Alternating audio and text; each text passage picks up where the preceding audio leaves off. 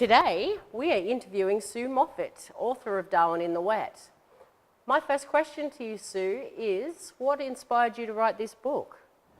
I was down south travelling around New South Wales with my husband Ken in a camper trailer. In fact, we travelled around Australia for 5 years. Wow. And it was October time, and we thought, I wonder what it's like in Darwin in the wet season. So it was just at the beginning of the wet, and the storms were happening, the electrical storms are just amazing. And then the general sort of feedback as you go out and about talking to people was that, there's nothing to do in the wet season in Darwin, places are inaccessible, it just rains, it's really hot, lots of negative stuff. And even the weather forecast, people forecast rain every day, even if it's only lasts for 30 seconds. They've actually changed that, I'll tell you later, but they've changed how they represent the weather in Darwin now. Anyway, so we get there and they go, moan, moan, moan. And I go, no, it's not like that. It's absolutely magical up here at this time of the year. And by the way, guys, I'm going to prove it to you. I'm going to write a book. So, all right, tell us a little bit about that writing process.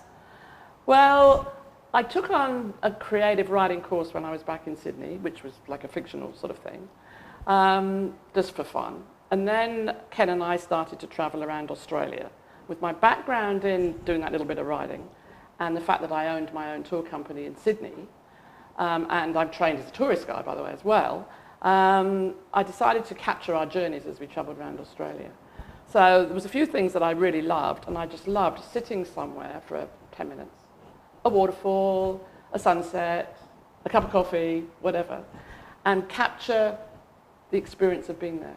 So if it's a cup of coffee, I'm sort of capturing the ambience around me on the walls and things, the beautiful art space that this coffee shop happens to have, and then I'm sort of savouring the smell of the coffee, the look of the creamy little piccolo latte, because that's what I like. So really capturing the senses around being in that space. And I suppose from a waterfall point of view, the smell of the peaty undergrowth, the row of the raging water, etc. So I travelled around Australia capturing those little moments, and there they all still are in Word somewhere. So when I got to Darwin, and started to do, because when we travel, we go up and down every little laneway and side street. We don't stay much on the highway. You never know what's going to be around the corner. Then I just sit at a waterfall up in near Darwin and capture these little moments. So after about 2 years of wet seasons, when we're still there, by the way, we've loved it so much, I've got all these little moments in time around waterfalls and things. And I thought, now how do I going to get these moments into a book? So I joined the Writers' Centre in Darwin, and there's an authors group in Darwin, where people who were actually writing books and one or two had published, we got together once a month and seriously critiqued each other's work, like viciously critiqued, which is really good, really good. And then at one of our meetings, and I was sharing with this girl that I'd done all the writing, how do I get a book from these, lots of different Word documents of writing pieces. And she said to me, Sue, didn't you used to be a tourist guide? And she didn't even say any more, and it just suddenly clicked that the way to put the book together was like in a series of walks or drives, which was in effect me talking to people and guiding them around Darwin. So that's how the book is written. It's not a reference guide where you just go and look at the number of the phone number of a cafe. It's actually written as if you jump in your car and you drive down to the marina and there's this great little coffee shop on the boardwalk and like that. Up and coming events, what have we got going on? Well, certainly some more author signings and talking about my book to the various libraries in and around Darwin and out into the suburbs. This book currently, I went to pretty much every library and gave them a talk and sold my book and had coffee with people. And it's just so nice just to share with people my journey around Australia and coming here and writing the book. And they really want to know that about me as much as they want to know about the book. So it's really good fun.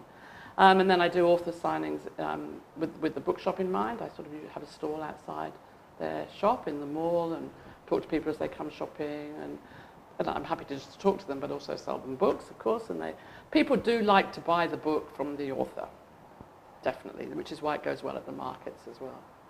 And then I'm looking at trying to get onto a cruise ship. The 45,000 people coming to Darwin in the wet of cruise ships. So it's a very vibrant industry. And if I could get on board and sort of coming up to Darwin, when they're just about to disembark, tell them about Darwin, share my book, sell them my book. What was the goal for the book? Initially to prove all these people were wrong. and really try and kill the negative myths that there are in Darwin and there are down in Brisbane, in Sydney, that they can't go to Darwin in the wet season. Has anyone notable read this book? Oh, the Mayor of Darwin. That's notable. Honourable Lord Mayor Katrina Fong Lim is the Mayor of Darwin. She launched my book. She read it from cover to cover as she launched it. And she was very, very encouraging, inspiring, positive. Well, that's fantastic to share something that you're so passionate about. Yeah. Now, a little birdie has told me that there is another book on the way. Well, I printed 1,000 books and I've got 48 left. So I'm seriously going to run out in the next couple of months. So yes, I've continued to travel around Darwin over the last couple of years, update myself and my writings with new trips out of town, and more cafes, new events, little cafes that have sprung up in the bush that I can link into a journey to Kakadu, etc. So I've written version 2. I've already written version 2. It's going to be bigger than version 1. It's going to have 30 or more photos in it. It's exciting. It's going to look the same sort of look and feel. Still me guiding people around Darwin. Well, that's exciting. So when can we be expecting this new book? Middle of the year, sort of softly into bookshops and things, because it's the dry season then. So it's going to be available for people if they want a guidebook. Whereabouts can people find the book? So in the community bookstores? Yeah, in Darwin it's in a number of books, or at the bookstore actually, the bookshop. And a number of cafes and attractions in Darwin and tourism top end. I have a market stall at Parat Markets, not all the time, but most of the time through the wet season. I go to all the Christmas markets. The book is very popular to sell as pre-Christmas presents. And it's available online at darwininthewet.com.au. Fantastic. Well, you heard it. You heard it here. There's another book on the way, so check it out at the website below, or you can buy it from inhousebookstore.com.au. Yep. And you can also buy it from here. Physical address is Kingston Road in Underwood, Queensland. So thank you, Sue, very much for spending time with us today, and good luck with the new book. Thank you very much. Awesome.